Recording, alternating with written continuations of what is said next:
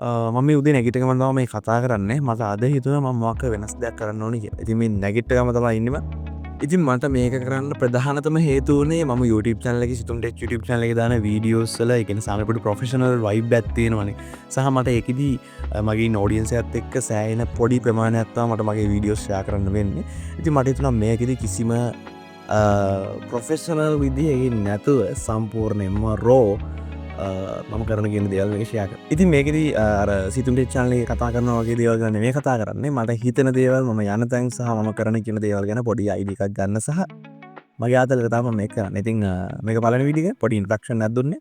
ඉතින් අර හැමෝම කරන විදිහට නෙමෙයි මම කරන්න try කරන්නේ. ඒක සාමාන්‍යයෙන් විනාඩි 5ක විතර ටයිම් එකක් ඇතුළත මම කරන කියන දේවල් යන එන තැන් ගැන පොඩි අයිඩියා එකක් නෑ අයිඩියා උත් නෙමෙයි. ඉතින් මට මගේ හිතෙන විදිහට මම ආතල්ලේ කරන්නේ නැහැ. ගොඩක් රෝ තමයි මේක අප්ලෝඩ් කරන්නේ.